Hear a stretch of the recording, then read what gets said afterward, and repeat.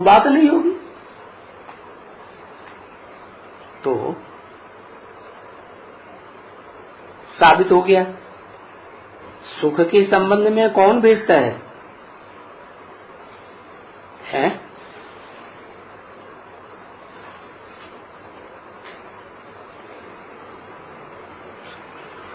मनुष्य सृष्टि का बाप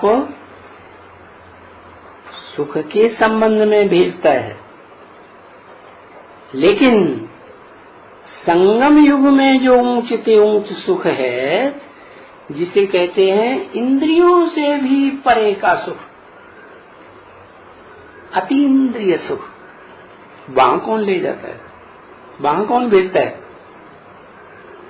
है?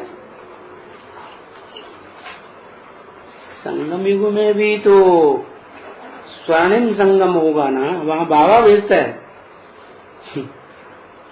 बाबा पहले खुद भी तो ऐसी स्टेज में स्थिर हो जाए, पुरुषार्थ करना पड़ता है? बाबा तो साकारी भी है ना, और शिव बाप वो तो निराकारी है। तो निराकारी शिव बाप पहले, जिसे हम बाबा कहते हैं, साकार निराकार का मेल कहते हैं, उसको आप समान बनाता है।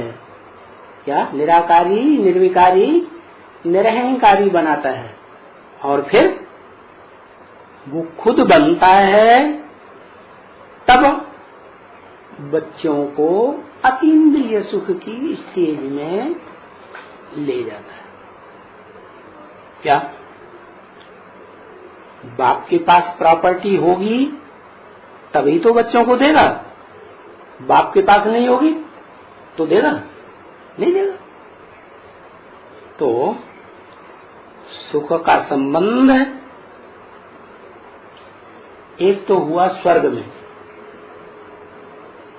वो है ज्ञानेंद्रियों का संबंध, और उससे भी ऊंचा एक सुख का संबंध और है जो ज्ञानेंद्रियों से भी परे है, अतीन्द्रिय सुख जिसे कहा जाता है। इंद्रियों की दरकार ही नहीं, मन बुद्धि का जो वाइब्रेशन है वो ही सुख प्रदान करता है, सुख का लेन देन होता है।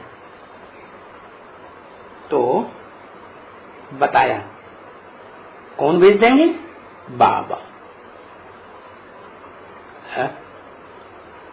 बाबा जो खुद क्या करे? पहले अतीन्द्रिय सुख की स्थिति में, स्टेज में स्थिर हो, फिर बच्चों को नंबरवार भेजे।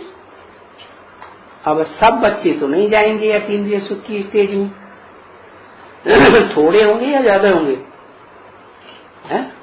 थोड़े बच्चे होंगे।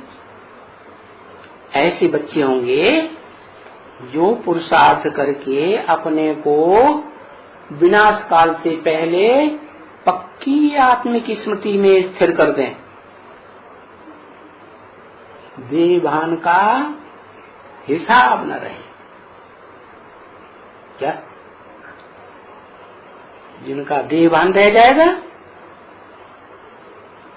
उनकी देह को दबना पड़ेगा बर्फ में।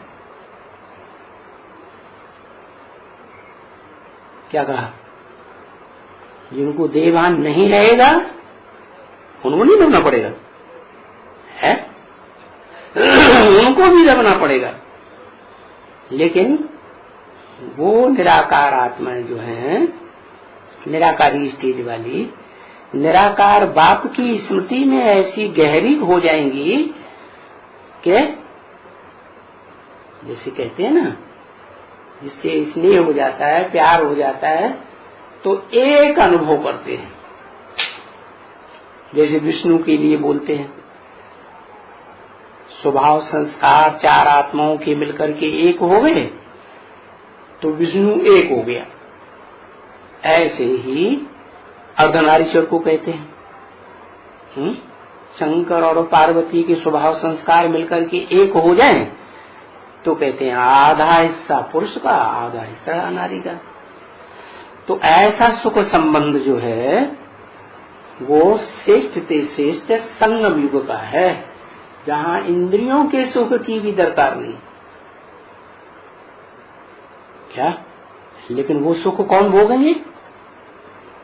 वही आत्माएं भोगेंगी जो आत्म की स्थिति में स्थित हो जाएंगे। क्या? इस दुनिया में पुरुषार्थ जीवन में इंद्रियों का सुख लेना बंद। इंद्रियों का सुख लेते रहेंगे तो अतीन्द्रिय सुख जो है वो कैंसिल हो जाएगा।